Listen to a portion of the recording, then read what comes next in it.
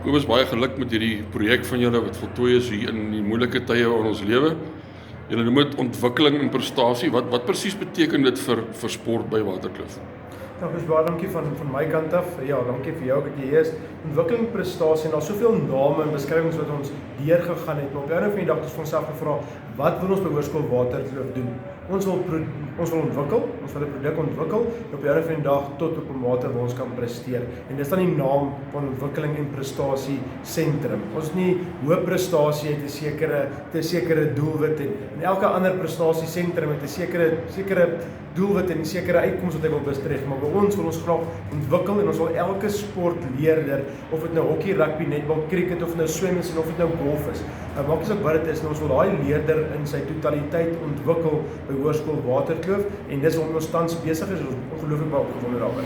Okay, ons sien nou gimnasiummasjiene en al die tipe goed, maar wat behels die diens al? Ek ben hier is biokinetikuste, hier is sportwetenskaplikes, wat behels die diens, wat as 'n kind nou betrokke raak by sport by Waterkloof, wat se diens kan hy hier kry? Ja, ek dink die eerste ding wat ons graag vir 'n kind wil gee is 'n professionele omgewing. Ek dink dis die een ding waarna ons strewe. Ons het mekaar gesê as ons prosesse en ons stelsels en strukture in plek is, dan gaan ons leerders toeraad of toerus om te kan presteer. En ons is in die proses. Ons is nog nie die finale produk nie, ek is eerlik met jou, maar ek dink daai proses is in plek waarvoor ons ongelooflik opgewonde is. Ons het direkteure aangestel wat kundig is, ons het kundige sportwetenskaplikes aangestel, en Dirk Smits wat in beheer is van ons sportwetenskap en Hanu de Villiers wat 'n biokinetikus is, wat 'n beheer is van ons gimnasium.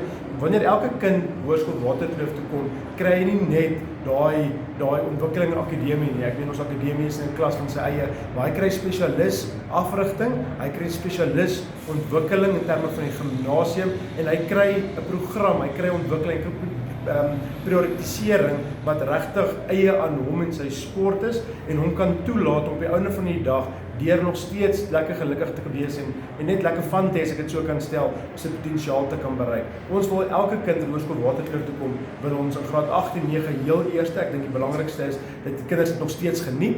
So in graad 8 en 9 is ons fokus nog steeds om leerders nie te oormonitor of te oorbestuur nie. Ek dink dit is belangrik, want ons wil nie ons kinders op 'n vroeë ouderdom verloor vir verskillende sporte nie.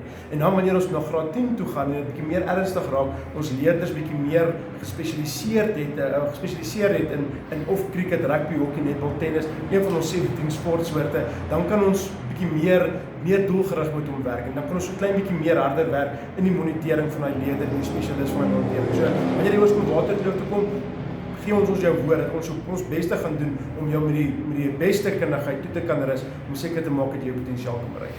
Daar is hy weer eens baie geluk en alle voorspoed met hierdie projek van julle. Baie dankie vir jou.